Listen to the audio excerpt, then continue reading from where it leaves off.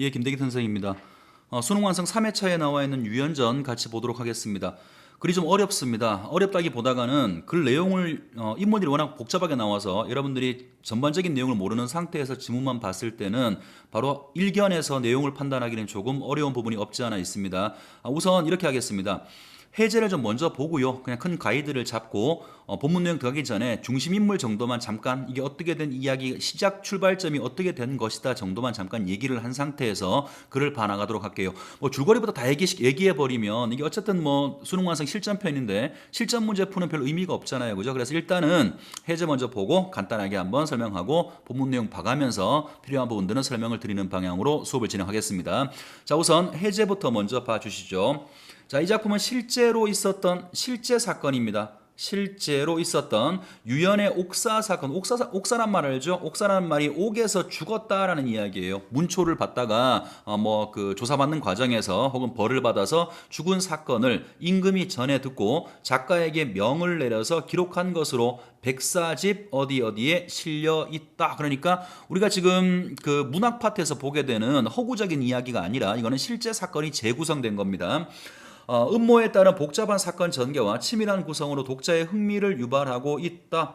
재산을 두고 벌어지는 가족 내의 갈등을 형상화하고 있으며 송사 가정에서의 부정부패한 권력의 문제 또한 비판하고 있다. 그럼 이 글 속에서 크게 두 가지로 문제 삼는 것은 첫 번째는 재산을 둘러싼 가족 간의 갈등이죠. 옛날이나 지금이나 돈 때문에 항상 그렇죠. 그 다음에 두 번째는 당시의 재판 제도 송사 과정에서 벌어지는 문제점에 대해서 이야기하는 게 이 글 전체의 내용이랍니다. 선생이 그냥 읽으면 글 내용을 좀 판단하기가 어렵고 이야기가 왔다 갔다 해야 되니까 일단 먼저 가이드는 잡고 시작하겠습니다. 작품의 제목이 유연전이라고 되어 있습니다. 유연전. 그런데 이 사람한테는 형이 한 명이 있어요.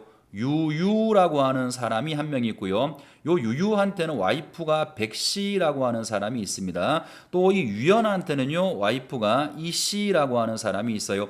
당연히 이 두 사람한테는 아버지가 한 분 계시겠죠, 그죠? 자, 이제 이런 상태인데 옛날에는 우리 흥부전 놀부전 보면 알 수 있죠. 흥부가 왜 가난해진 거죠? 놀부는 왜 부자인 거죠? 특별한 설명이 안 돼 있죠. 근데 당대에는 어떤 게 있었냐면 장자 상속 제도가 있어요. 아들이 100만 명이라고 하더라도 오직 큰아들 장자한테만 집안의 모든 재산이 상속이 됩니다. 다행히 장자가 좀 착한 사람이면 동생한테 나눠주겠지만 그렇지 않으면 동생들은 왕거지가 되는 거라고요. 우리만 그런 게 아니라 서양도 마찬가지라고 알고 있어요. 왕자가 한 5명이 있으면 나라 물려주는 건 첫째 왕자한테만 물려주는 거죠. 나머지 4명은 떠돌아다니면서 지가 알아서 살아야 돼. 그래서 백설공주에서 만나게 되는 백설공주가 만나는 왕자 있잖아. 기억해 보세요. 혼자 말 타고 오죠. 혼자가 말 타고 오다가 누워있는 백설공주를 보고 뽀뽀 한 방 때리고 둘이 결혼하는 거잖아. 그지? 그런 것처럼 장자한테만 모든 것들이 전부 다 상속되는 상황인데 이것도 마찬가지예요. 이 집안의 모든 재산은 유유한테 상속이 되게 될 텐데요. 뭐 아버지랑 어떤 문제도 있었고 그다음에 공부한다는 핑계로 이 유유가 뭐 이것저것 이제 공부하러 갔는데 실종돼 버립니다. 죽었는지 살았는지 알 수가 없는 상황인 거죠. 자, 그 상황에서 아버지까지 다 죽어버려요. 그러니까 이 집의 재산은 그러면 누군가는 상속을 해야 될 텐데 누가 할 수 있겠어요? 큰아들이 없고 둘째 아들밖에 없죠. 그죠? 그래서 상속 재산이 요렇게 전부 다 얘한테 가게 생긴 거예요. 그러니까 이 백씨 입장에서는 아니 자기 남편만 있었으면 이 모든 재산이 전부 다 내 건데 대도 않게 남편이 행방불명되는 바람에 둘째 아들, 그러니까 서방님이겠죠. 서방님한테 모두 다 상속이 되다 보니까 이 여자가 욕심을 부리기 시작합니다. 그래서 자기 편들이 나올 거예요. 선생님이 읽으면서 이렇게 세모치는 인물들이 있을 텐데요. 다 백씨랑 같은 편에 있는 인물들이고요. 유연과 같은 편 내지는 뭐 중립적인 인물들은 그냥 이렇게 동그라미를 치면서 가볼 텐데 이 백씨가 누구를 데리고 오냐면요. 사람들하고 짜가지고 가짜 유유를 데리고 오게 됩니다.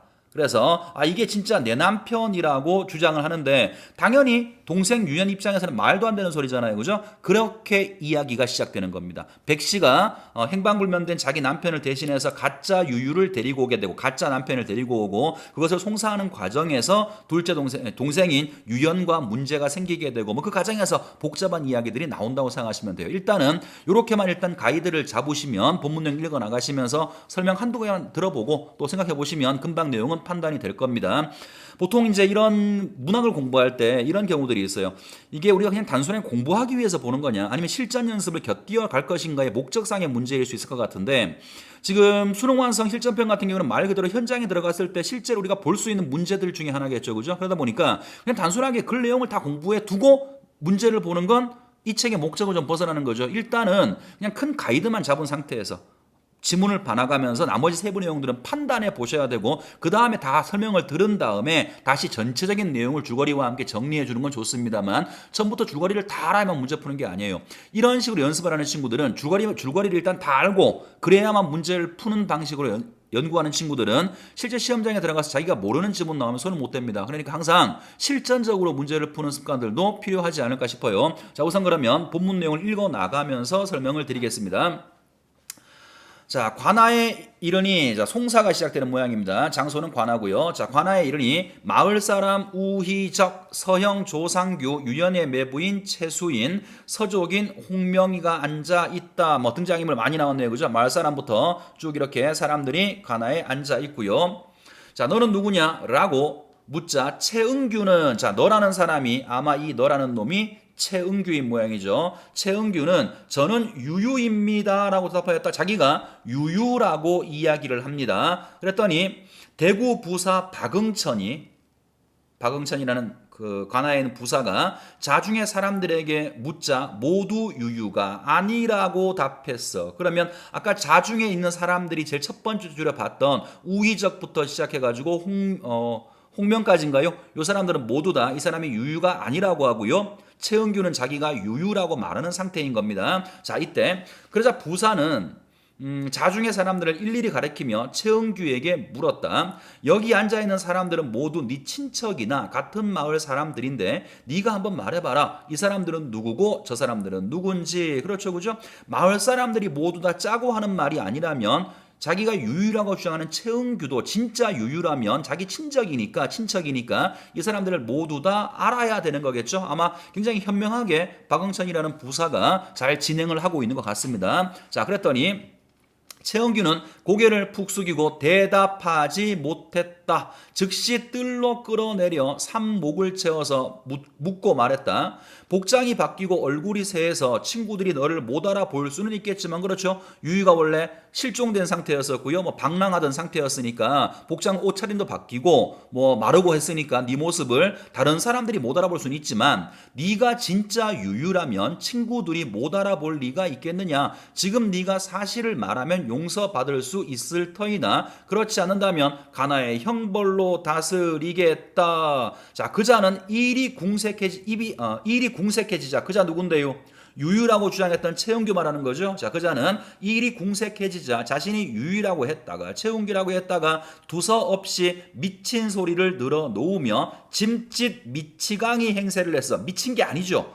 미친 척 했다라는 거예요. 그럼 여러분들은 눈치를 챘을 거예요. 아, 최응규가 유유가 아니라는 거예요. 그러면 잠깐 정리해놓고 갑시다. 첫 번째, 이 대구 부사의 송사에서 최윤규라는 놈이, 발음도 힘드네요. 자, 가짜 유유라는 사실이 확증이 된 거죠, 그죠? 재판 과정에서 저놈 네 친척들 얘기해 보라고 하니까 답을 못했어. 그래서 유유, 너는 유유라고 말하지만 실제로는 가짜 유유일 거라고 말하니까 이놈이 아무런 말도 못하고 벌 받는 게 두려워서 미친 척하고 앉아 있는 거죠. 자, 그다음 잠시 후에 최응규의 첩 춘수. 자, 최응규의 첩이랍니다. 춘수라는 자가 소식을 듣고 급히 달려와서 말했다. 제 남편은 불행히도 병이 위독한 상태입니다. 뭐 미친 척 했으니까 미쳤다고 말하는 거겠지. 옥에 가두지 마시고 사처에 억누해 주시기 바랍니다. 그러니까 사처 뭔지 알죠? 가나의 공식적인 깜빵에 가두지 말고 밖에 그냥 다른 나다닐 수 있는 집에다가 우리를 좀 가둬달라 부탁을 합니다. 자, 그랬더니 부사는 관노 박석의 집에 머물게 해서, 자, 관노 박석의 집이니까 사처가 되겠죠. 공식적 깜빵이 아니라 자기 밑에 있는 노비 박석의 집에 머물게 합니다. 자, 5일 뒤 최응규와 춘수가 밤을 틈타 달아납니다. 자, 노비의 집에 있다가 달아나는데 박석이 알아차리고 뒤를 쫓아서 춘수는 잡았지만 최응규는 이미 달아나서 종적을 감추게 되는 겁니다. 자, 유유의 아내 백씨는, 자, 이제 이렇게 한 단락 이야기가 끝난 거죠. 여기까지 이제 정리해 본다 그러면 가짜 유유가 등장을 했다가 대구 부사의 판결에 의해서 가짜라는 사실이 증명이 된 거고 갇혀 있는 상태에서 이놈은 도망가서 지금 종적이 없는 상태인 거죠. 자, 그다음 봅시다. 유유의 아내 백씨는 시리에 빠져 상복을 입고 밤낮으로 곡하면서 감사에게 호소했다. 자, 왜 상복을 입고 있어요? 자기 남편이 죽었다라고 하는 거죠. 자, 그러면서 뭐라 말하면 남편의 못된 아우 유연이가 재산에 욕심이 눈이 어두워서 진짜를 가짜라고 하면서 형을 결박하여 가나에 가두었고 재앙을 덮어 씌우려고 했습니다. 어라? 자, 뭐 얘기하는 거지? 최은규 얘기하는 것 같죠? 최은규는 이미 가짜라는 사실이 밝혀진 거잖아요. 그죠? 그런데 이 자식이 뭐라고 말하냐면 다시 볼게요.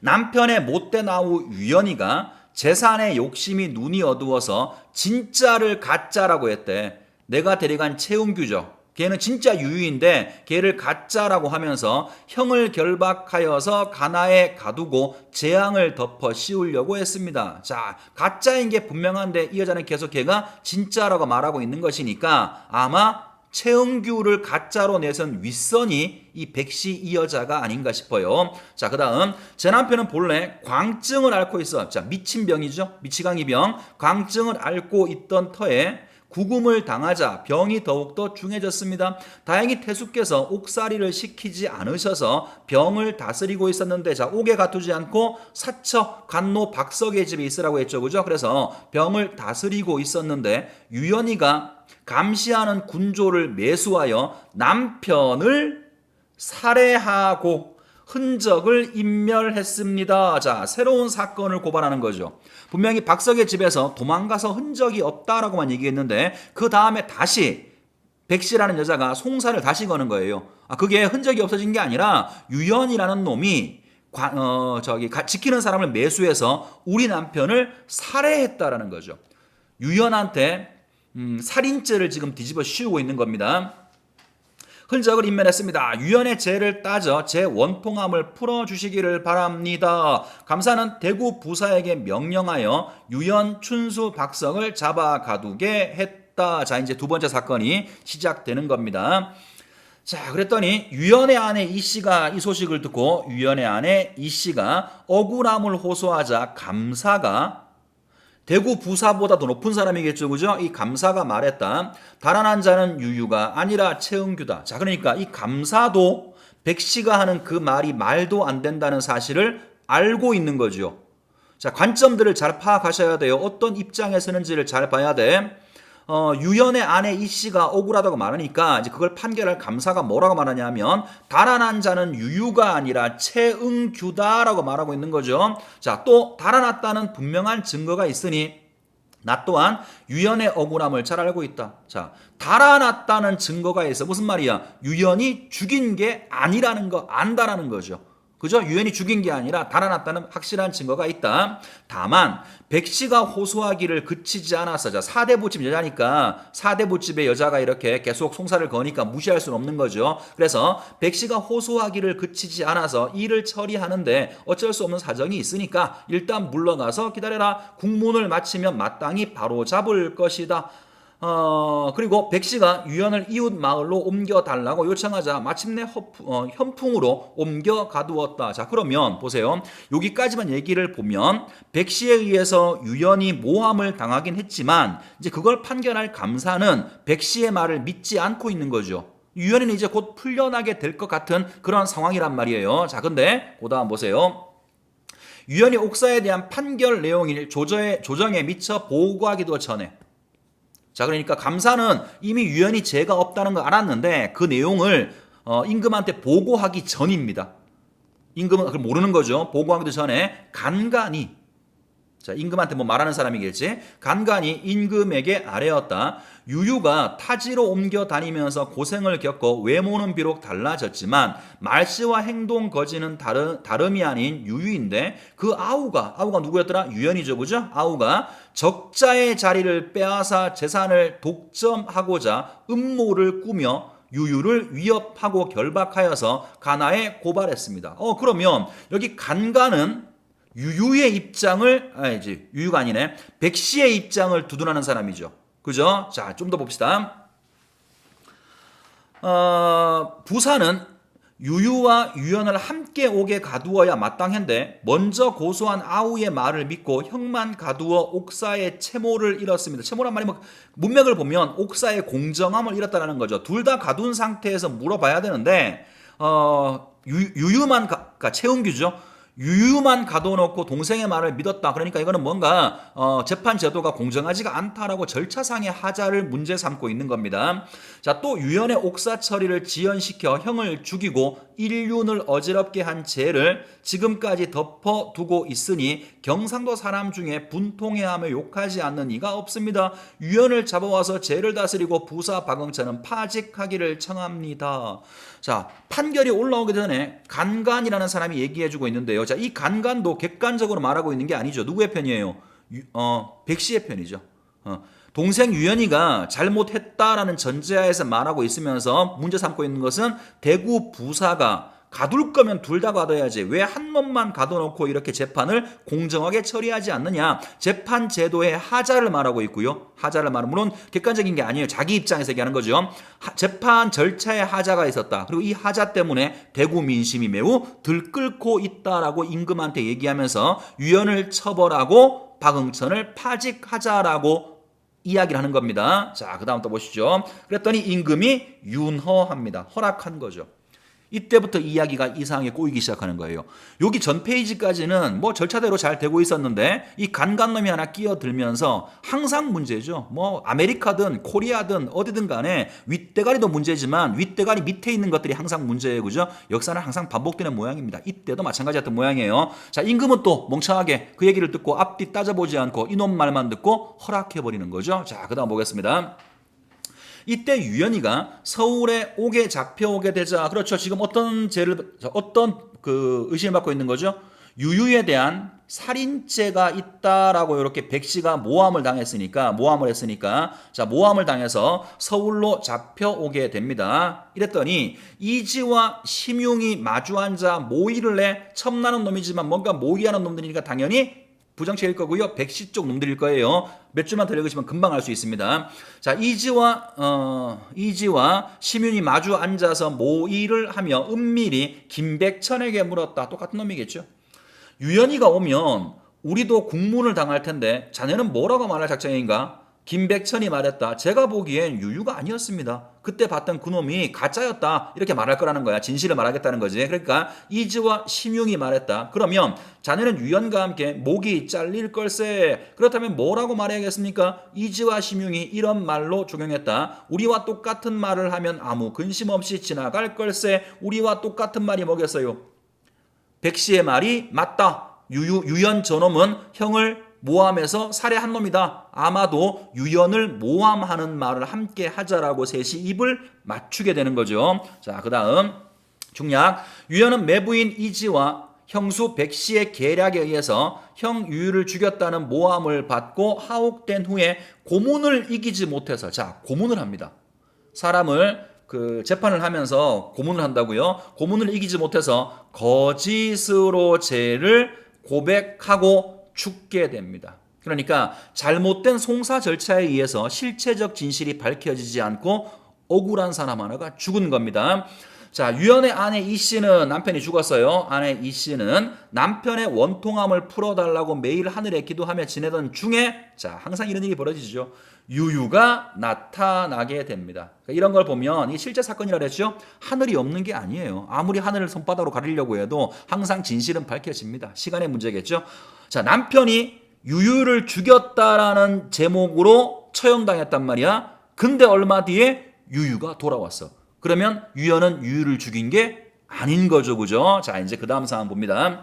이 씨는 그 소식을 듣고 즉시 법부에 호소했다. 억울하게 죽은 유연은 달성령 이지의 재산 다툼 때문에 잘못된 처벌을 받아서 극형에 처해지고 말았습니다. 미망인인 저는 땅을 치고 하늘을 향해 울부짖었으나 원통함을 씻을 길이 없었습니다. 지금 진짜 유유가 나타났다는 소식을 들었으니 유연이 죽음을 앞두고 남긴 유서 한 통을 삼가 올립니다. 유유가 나와서 말했다. 자, 자기 제수씨죠. 제수씨가 억울해하면서 자기 남편의 죽음을 막 얘기하고 있으니까 그때 이제 옆에 진짜 유유죠. 멀리 방랑하다 돌아온 유유가 말합니다. 저는 천유용이 아니라 유유입니다. 아마 이야기가 좀 생략돼 있겠죠, 그죠? 멀리 떠나왔다가 돌아왔을 때 유유가 천유용이라고 알려져 있었나 봐. 그런데 이제 진실을 밝히는 거죠. 내가 천유용이 아니라 진짜 유유라고 밝히는 겁니다. 자, 유유는 부친의 이력을 자세히 말했고 친척과 하인들은 물론 평소에 사귀던 친구들에 대해서도 척척 대답하여서 의심의 여지가 없었다. 진짜임을 확증받는 겁니다. 유유에게 집을 나간 이유를 묻자 유유는 이렇게 말했다. 혼인한 지 3년이 되었는데 자식이 없었습니다. 아버지는 제가 아내에게 소박을 놓았다고 여기셔서 저를 꾸짖고 당신 가까이 오지 못하게 했습니다. 그 뒤로 저는 평안도를 들어가 소식을 끊고 지냈고 아우가 죽었다는 소식도 듣지 못했습니다. 그래서 나중에 돌아와 봤더니 이런 일이 벌어지더라. 그럼 그 다음 얘기는 뻔한 거죠. 진짜 그 모함한 사람들 잡아서 이야기가 나쁜 놈들은 벌 받고 건선징악처럼 그렇게 될 거고, 한자 성어 중에 사필기정이란 말 들어본 적이 있어요. 뭐 이게 사필기정입니다.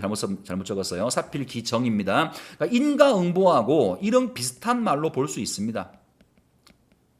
모든 일은 올바른 방향으로 돌아간다는 거예요. 착한 일을 하면 복을 받고 나쁜 일을 하면 벌을 받는다. 그래서 이 글 전체의 주제가 이 글을 통해 보여주려고 하는 것이 당대의 어떤 그 가족 안에서 재산 간의 분쟁도 있을 수가 있고 잘못된 송사 제도에 관한 것도 있을 수가 있습니다만 결과적으로는 사필 기정을 보여주려고 하는 거죠. 자, 일단 지문 내용은 좀 어렵습니다만 설명을 듣고 나니까 별거 아니죠. 자, 문제로 가서 설명을 드리도록 할게요.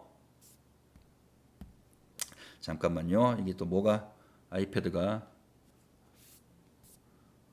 잠깐만요. 이게 또 선생님이 아시는 분은 아시겠습니다만 선생님이 뭘 못하냐면 편집 같은 걸 전혀 못해요. 그리고 재주도 없어가지고 잘 하지도 못해서 중간중간에 좀 여러분 보시기에 불편한 부분도 있을 거고 그런 게 있을 겁니다.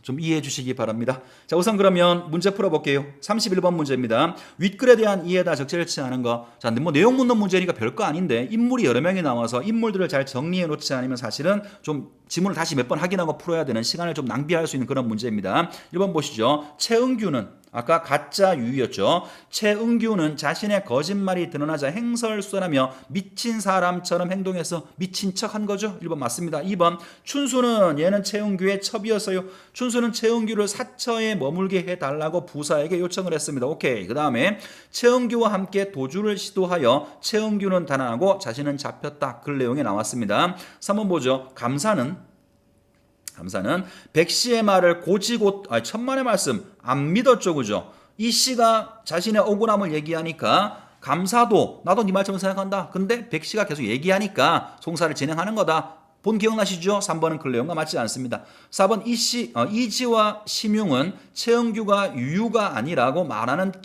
김백천에게 자신들과 말을 맞출 것을 종용하였어. 맞죠? 그죠? 진실을 말하면 너도 목이 날아갈 거야. 협박하면서. 자, 5번은 유유는 아버지에게 책망을 들은 후에 집을 나가 가족과 연락을 끊은 채로 지냈다고 글 제일 마지막에서 언급이 됐습니다. 단순하게 글 내용 묻는 문제네요. 자, 32번으로 가겠습니다. 32번. A와 B에 대한 설명이다. 옳지 않은 것을 골라봐라. 자, 일단 1번부터 보죠. 1번이 첫 번째 송사 얘기하는 거죠.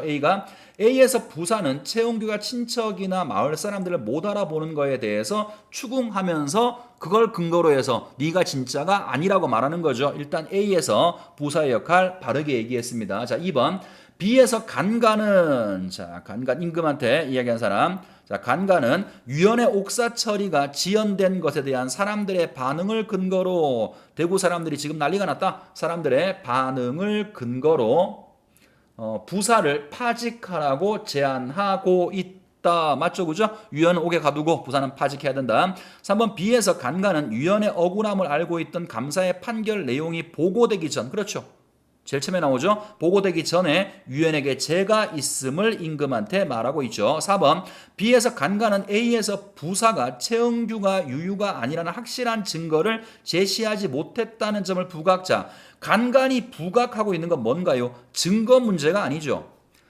고소를 당한 유유만 하옥을 하고 고소한 유연은 함께 하옥하지 않고 재판을 처리한 절차에 대해서 하자를 삼고 있는 것이니까 증거 문제는 이야기한 적이 없습니다. 답은 4번이고요. 자, 5번 A에서 부사는 대질신문을 통해서 최은규에게 죄가 있음을, 그렇죠? 마을 사람들하고 최은규를 함께 알아보겠냐? 쟤는 누구냐 물어봤죠. 그죠? 대질 질문하고 있고요. 그 다음에 B에서 간간은 옥사 처리의 부당함. 자, 동시에 구속하지 않았다. 옥사 처리의 부당함을 근거로 부사에게 문제가 있음을 제기하고 있다. 가끔 이런 송사소설 같은 걸 보다가 보면요. 이게 뭐 조선시대니까 한참 옛날 얘기 같죠. 지금하고 다른 게 아무것도 없죠. 기성세대인 제가 뭐 이런 강의 듣는 어린 학생들한테 참 이렇게 가끔씩은 고개를 못 들 그럴 때가 있어요. 어쨌든 뭐 여러분들이 열심히 배우고 잘 배우고 훌륭한 사람 돼서 사회에 나가면 우리 기성세대들이 실수했던 것들을 여러분들이 모두 다 바르게 돌려주시기 바랍니다. 그래야 사필 기정 되는 거겠죠. 33번 보겠습니다. 자, 보기를 참고해서 윗글의 서사 전개. 서사란 말 어렵지 않습니다. 이야기 전개예요. 이야기 전개를 송사를 중심으로 이해할 때 적절치 않은 걸 골라봐라. 자, 유연전은 유연의 옥사 사건을 근거로 이항복이 쓴 전 작품이다. 유연의 형 유유의 가출 후에 유연의 매부인 달성형 이지와 유유의 아내 백씨가 가짜 유유를 등장시켜 유연에게 돌아갈 재산을 가로채고자 음모를 꾸미는 것에서 사건이 시작된다. 자, 가짜 유유의 진위를 묻는 송사에서 최은규가 가짜임을 드러나지만 이후 백씨가 유연을 살인죄로 고발하면서 벌어진 2차 국문에서 권력과 결박한 이지 등이 승리하게 된다. 2차 송사 중에 고문으로 유연이 죽은 후에 진짜 유유가 등장하면서 유연의 억울함을 풀고자 노심초사하던 유연의 아내 이씨가 법부에 호소한다. 이에 송사 3차 송사가 다시 벌어지고 유연의 죄 없음이 밝혀지고 죄인들과 유연을 국문한 관리들의 벌을 받게 된다. 이항복은 이 작품을 통해서 당시의 송사 진행에서의 문제점과 관리들의 무능과 부정부패를 비판하고 있다. 자, 송사소설은 사실은 여러분들 이거 말고도 몇 편 본 적이 있습니다. 뭐 서동지전도 거기에 포함될 수 있고요. 또 뭐가 있을까요? 뭐 항세결송 본 적이 있는데 또 하나의 모티브가 진짜와 가짜의 대립 진가의 구별이 모티브가 된다면 옹고집전 같은 거야 워낙에 흔한 글이니까 잘 알고 있을 거고요. 최근에 나온 글 중에서 화산중봉기라고 하는 글이 최근 이제 모의고사 같은데 띠띠 보이기 시작하는데요. 화산중봉기입니다. 화산중봉기. 선생님이 기회가 되면 이거 한번 얘기할 거예요. 이것도 한번 같이 눈여겨서 받을 필요가 있습니다. 자, 그러면 본문 보면서 하나씩 선지 보면서 하나씩 이야기해 보도록 하죠. 옳지 않는 걸 찾는 거죠. 자, 일단 1번부터 갑니다. 1차 송사 진행 중에 최은규가 도망을 감으로써 2차 송사의 빌미를 제공하게 된다. 그렇죠. 도망을 갔는데 2차 송사에서는 백씨가 도망가 없으니까 유연이 유유를 죽였다라고 말하는 근거가 되는 거죠. 빌미가 되는 거죠. 그죠? 그래서 일단 1번은 가능하고요. 자, 2번은 백씨가 유연을 살인죄로 고발하면서 2차 송사가 벌어진다. 오케이. 3번. 2차 송사 과정에서 유연이 죽은 사건은 당시 송사 진행에서의 문제점을 드러내. 뭐 때문에?